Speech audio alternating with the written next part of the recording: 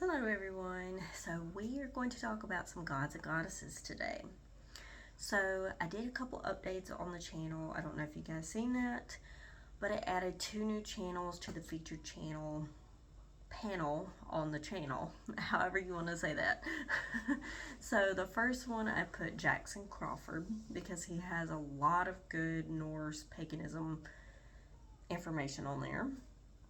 A lot about the gods and goddesses, what they do, a lot of tales. He gives you book recommendations, tells you about the books. He actually speaks in like Old Norse language, Scandinavian, things like that. He does rune interpretations and a bunch of other stuff too. So that's why I put him on the featured channel, part of the channel. Um, just so you guys can get more information about the gods and goddesses that I'm talking about. And I'm just giving you like basic knowledge of the gods and goddesses. Like, oh, hey, Odin sounds really cool. I kind of want to work with him. I have a little bit of information, so now I can, look him up type of thing. Because your own research is going to help you the most. Yes, I can give you things, and so can Jackson Crawford, but until you actually like dive into it yourself, you're not really going to like catch on and things like that. Like, you have to experience the gods and goddesses to actually know them, if that makes sense. So another channel that I put on here was Midgard Musings. So they do a lot of like kind of like podcast videos. They're kind of longer, but they do a lot of talks with other people and things like that, and they give a lot of good information as well. A bit longer though, like I said. So if that's your thing, that's your thing. Now I do need to correct myself because I was mispronouncing something. So it's actually Asir instead of Aesir. I think that's what I was saying, but it's actually Asir, and it's veneer, which I think I was saying that right, but I want to make sure. So I think that's all the updates I have for now. Happy full moon. Tonight is the full moon. And let's get started with these gods and goddesses.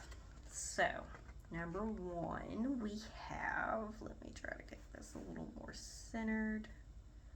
Okay. Alright, so this is Hlin. Hopefully I'm saying that right. Again, if I am mispronouncing something, please let me know. I need it. Trust me, I'm still learning a lot of this stuff. Pronunciations, for sure. And it's kind of hard to find the pronunciations for certain gods and goddesses. So if you guys want to correct me, please feel free to. It's not going to hurt my feelings at all. I need all the help I can get. So anyway, Hlin is a goddess associated with Frigg and is considered a goddess of consolation and protection. Her name means maple tree and protector or protectress.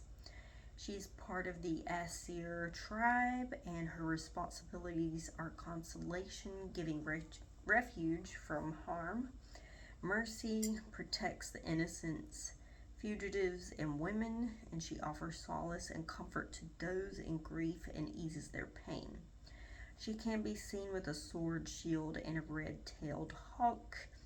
Her rune association is Thorizas. Hopefully I said that right. So there's some tales about her, but I didn't write those down. If you guys are interested in her, then Jackson Crawford, I think, has some stuff about her, or you can do your own digging, so to speak. She is in the Prose Edda, and I want to say the Poetic Edda. So hopefully that helps a little bit. The next god that we have is Grimnir. So Grimnir is actually Odin in disguise. Of course, Odin is an Aesir god, and Grimnir's rune association is probably Perthro, since it symbolizes secret. So the story goes is that King Rother had two sons, Ognar, age 10, and Gaither, age 8. So one day they rode off in a boat. I was about to drop that. To go fishing. The wind drove them out into the sea, splintering the boat on the shore in the night. Okay, let me back up on that. So I am shortening some of these stories that I'm writing down here, putting them in my own words kind of thing. But if you want more detailed stories, then I would suggest, looking into the books that I recommended before, or, watching Jackson Crawford's videos, etc., etc. Just letting you guys know, it's kind of shortened, but I'm getting to the point here. Okay, so they made it to land where they remained through the winter with some peasants. The wife adopted Ognar and the husband adopted Gaither. The peasant couple was actually Odin and Frigg. When spring arrived, the husband made a boat for the boys, so the couple walked the boys to the shore and the man's boat to Gaither privately. As soon as they touched their homeland or landing, however you want to say it, Gaither leapt onto the land, pushing the boat back out into the sea, calling out to his brother, "Go where the trolls may get you." What an ass. Gaither made it home with a happy welcome where his father had died, which made him king and later a famous man. Odin asked Frigg one day, "Do you see your foster son Agnar living yonder in a cavern with a giantess and begetting children with her? My own foster son Gaither, meanwhile, rules over his lands as a king." Frigg answered, "Yet he is so sparing with his food that he stints his guest when he thinks that too many have come to him at one time."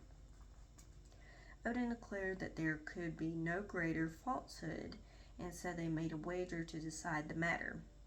Frigg sent her handmaiden Fulla to King Gaither with a message warning him to beware of a certain sorcerer had found his way into the land with a purpose for casting evil spells upon the king, and the sorcerer could be identified because no dog, however savage, would attack him. So, Gaither commanded to seize a man whom no dog would bite. Grimnir, in a blue cloak, disguised as Odin, was tortured to loosen his tongue since he didn't have much to say for himself. They placed him between two fires and forced him to remain there for 8 nights. Gaither had a son that he named after his brother. The 10-year-old stepped up before Grimnir to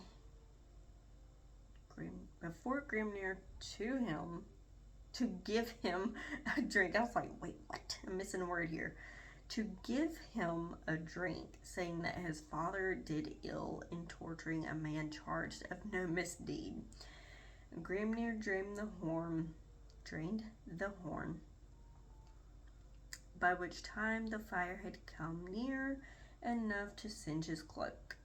That's when Grimnir began to chant, singing praises to Ognar and the 13 dwellings of the gods, of the meat and drink of Valhalla, and many more things.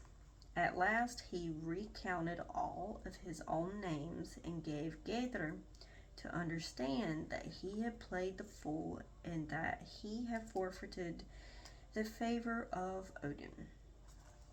Once Gaither heard that Grimnir was actually Odin, he sprang to his feet. The sword that was laying on his knees slipped from his hand with the point upwards, and the king stumbled and fell forward onto the sword. Odin at once disappeared from sight. Ognar ruled many years as king over the land. So there's some other stories too about all of these characters here, or gods, however you want to say it. But again, that's for your own research. Alright. Next god we shall talk about. Okay. So Durin is considered the second dwarf to be created, who is credited with forging the legendary magic sword Turfing or Tyrving. There's different pronunciations, so I just kind of put both here. But it was with the help of Durin, which I believe is his brother. I think. Okay. He is revered as one of the 7 fathers of the dwarves and the founder of the dwarven race. Known for his craftsmanship and wisdom, he is often depicted as the epitome of dwarfhood. He is considered an Aesir god, and there is no rune association mentioned. So there's not really much information about Durin, but I tried my best. I'm sure there's something out there. I just couldn't really find anything. So, the last one, I'm going to take these down so you can see this one clearly. Alright. Let's see how we're going to do that. Okay, perfect. Okay, so the last one is Sol. Sol is the goddess of the sun. Sol drives a chariot across the sky pulled by the horses Arvok and Alsvin. She is pursued by the wolf Skull, who sometimes catches her and causes an eclipse. Her eternal chase with Skull represents the cycle of day and night. During Ragnarok, it is foretold that she will be killed by Skull, that Skull will swallow the sun, but before her death she will give birth to a daughter who will continue her work in the heavens. Mani is her brother, moon god of the night, who is pursued by the wolf Hattie. Her rune is of course Sawilo, and she is from the Aesir tribe. So that is all that I have for you today. But I hope that this was helpful. I hope that you guys are enjoying these videos. I know that I'm enjoying it. I'm learning a lot about the gods and goddesses. And if you guys have any questions, comments, or concerns, please let me know. Excuse me, had a hiccup. If there's like a god or goddess that you want to see that I haven't talked about yet, or you don't think that I will be talking about in the future, let me know, because I can speed up the process of talking about that god or goddess. I think, let's see, next week will be the new moon video. So I hope that you guys are prepared and ready for that. I hope that you have a wonderful full moon tonight. Don't forget to charge your crystals, cards, or anything else that you would like to charge. If you have any questions, comments, or concerns, please let me know, and I will see you next week in the next video. Blessed be.